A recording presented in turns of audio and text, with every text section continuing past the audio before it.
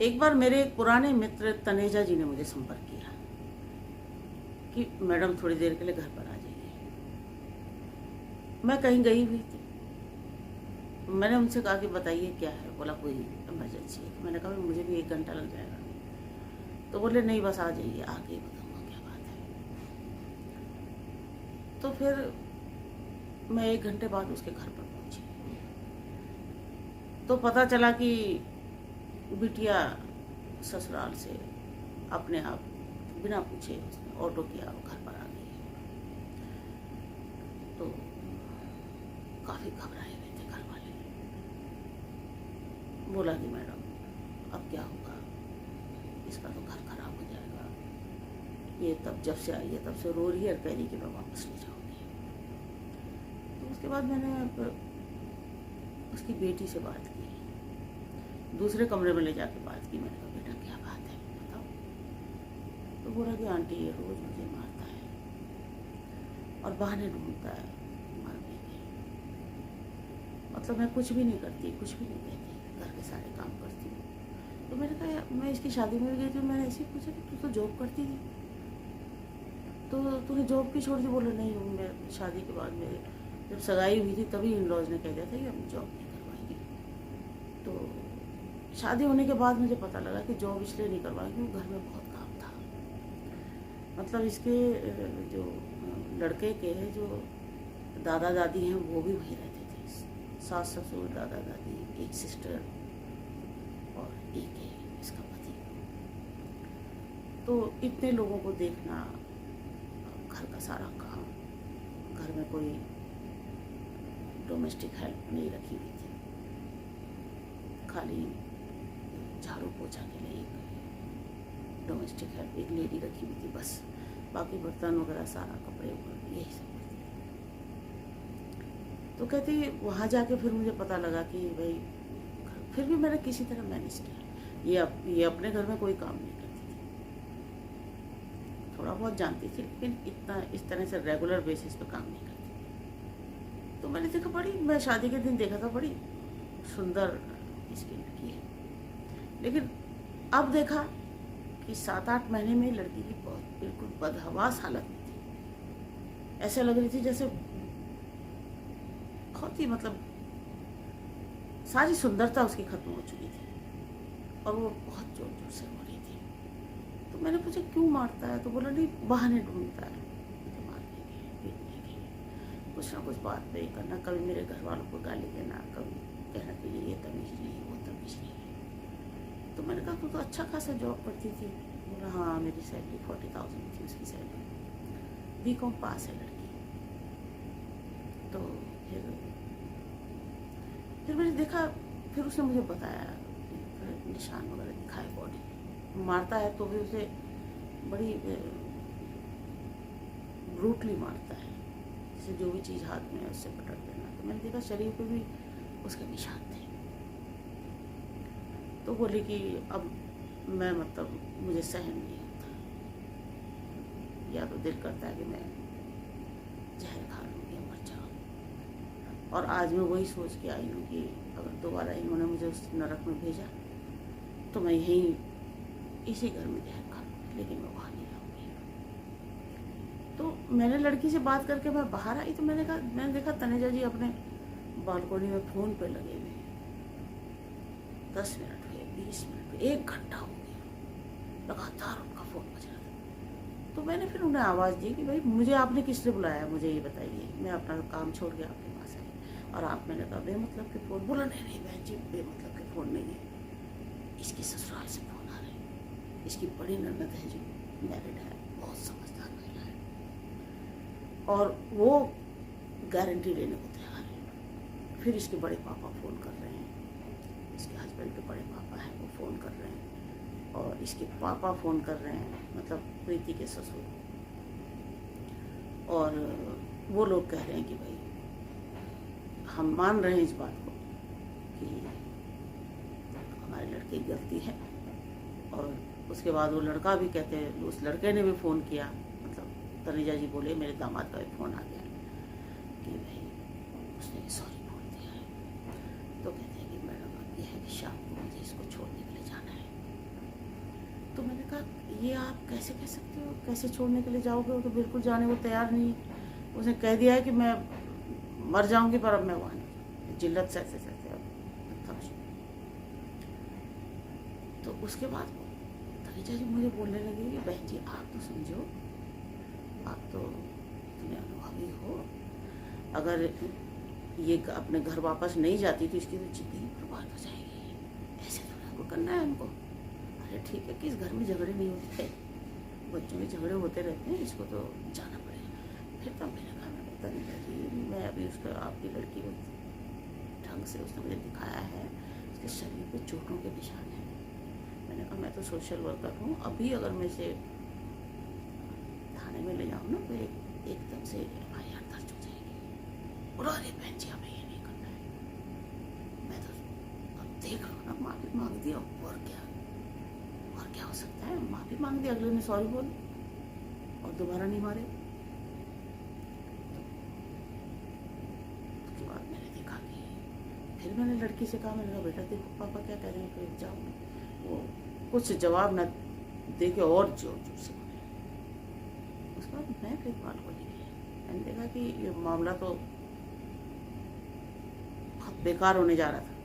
मैं फिर बालकनी गई, मैं पुलिस बुला, इतने में वो थोड़े चाय वाय बनाने में बिजी हो गए थे, तनुजा के भी फ़ोन आ गए थे, इसी बीच में मैंने पुलिस, अब पुलिस जैसे ही आई तो तनुजा जी बिटिया पे बिगड़ने लगे, तूने पुलिस बुला दी, तेरी इतनी हिम्मत हो गई, तेरी ये हो गई।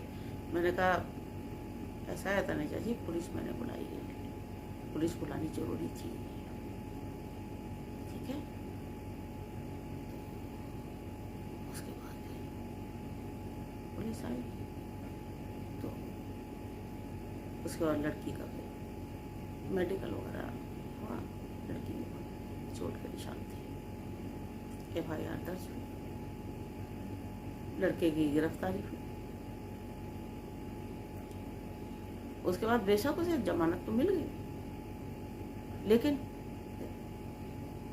केस चला। अब इनके घर में तो ऐसा हो गया कि जैसे कोई मर जाता है ना, इस तरह की स्थिति थी उनके घर कि मेरे से भी कहने लगे बहन जी आपने अच्छा नहीं किया, मैं आपको बहुत समझदार समझता था, लेकिन आपने इतना बचपना कर दिया और मेरी तो लड़की का घर टूट जाएगा, अब तो वो इसको नहीं रखेंगे। तो मैंने कहा भाई कोई बात नहीं है, लड़की ने तो जॉब छोड़ी है ना, वापस उसी कंपनी में जाके ये दोबारा अप्लाई कर लेगी, वो लोग तो इसको ले लेंगे। तो उसके बाद फिर मैं वहाँ से आ गई, लेकिन मैंने लड़की से कह दिया था कि तू परेशान मत हो और तू मेरे टच में रहना, तुझे कभी भी दिक्कत आएगी तो, और दूसरी बात तू अप्लाई करना शुरू कर दे, और अगर यहाँ पर तुझे दिक्कत होती है तो मैं तेरे लिए हॉस्टल की व्यवस्था कर दूँगी। मैंने कहा देख बेटा एक बात ध्यान से सुन ले, लड़की का कोई घर नहीं होता। मैंने कहा देख तूने भाग के तो शादी में की थी, ये अरेंज मैरिज में जैसा घर वालों ने कहा उन्हें स्वीकार किया, तो तेरा अधिकार है कि तू अपना दुख इनको बता सके, बोल सके। जो लड़की लव मैरिज कर देती है उनको तो माँ बाप ये कह के दुत्कार देते हैं कि तूने तो छांटा था, तू ही तो गई थी, अब तू निपट ले। लेकिन तेरी अरेंज मैरिज हुई है, तू इन लोगों से बात कर सकती है कि भाई तेरी क्या गलती है। तो उसके बाद लड़की फिर अप्लाई करने लगी, बीच बीच में मेरे संपर्क में भी थी, और कंपनी ने उसे ले लिया। 1-1.5 महीना लगा, लेकिन कंपनी ने उसे ले लिया, और मैं उसको बराबर अपने फ़ोन में टच में रखती थी। मुझे पता था ये कभी भी डिसअपॉइंट हो सकती है, या घर में कोई ताना मारेगा तो दुखी हो सकती है। मैंने उसे एक बात समझा दी थी कि बेटा देख लड़की का कोई घर नहीं होता, तू खुद देख ले कि तेरा पति ये इतना मारता है, और उस मार से बच के एक दिन तू ऑटो करके घर आ गई। अब तू देख इस बाप को ये वापस तुझे उसी कसाई के पास भेज रहा है। तो अब तू सोच कि तेरा घर है कहीं।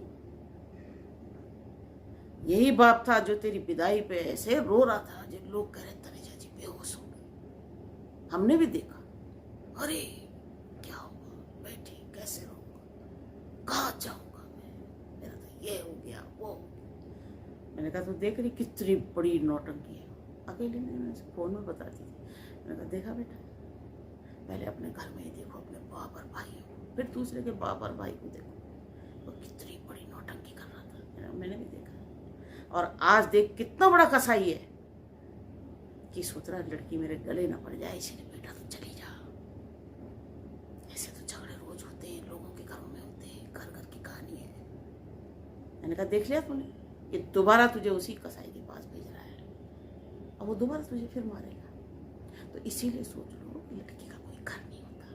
हर समझदार लड़की को कभी भी बिना जॉब के शादी नहीं करनी चाहिए, चाहे कुछ भी करो। मैं नहीं कहती आप बहुत बड़ी डिग्रियां ले लो, ये जरूरी नहीं तुम्हें, अगर नहीं है उतने सोर्सेस, उतना पैसा नहीं है, उसके अलावा तो और भी नौकरियां हैं, छोटी नौकरियां, अपना बिजनेस भी कर सकते हो। लेकिन ये कसम खा लो कि भाई जॉब होगी उसके बाद हम शादी करेंगे। जब तुम आत्मनिर्भर रहोगी तो तुम्हें किसी की जरूरत नहीं है। तुम्हें एक एक चीज के लिए मोहताज रहना पड़ेगा अगर तुम्हारे पास पैसा नहीं होगा तो। उसके बाद फिर उसने अपना उसी कंपनी में गई, वो वापस जहाँ उसने छोड़ा था। तो उन्होंने फिलहाल कुछ उन्होंने उससे कहा कि 1-1.5 महीने आप थोड़ा वेट करिए और हम आपकी जगह को एज इट इज फिर आपको वहाँ बैठा देंगे। तो 1.5 महीने में उसने अपनी जॉब ज्वाइन कर ली। इधर केस चलता रहा। केस में भी मैंने पूरा उसका साथ दिया क्योंकि FIR दर्ज मैंने करवाई थी।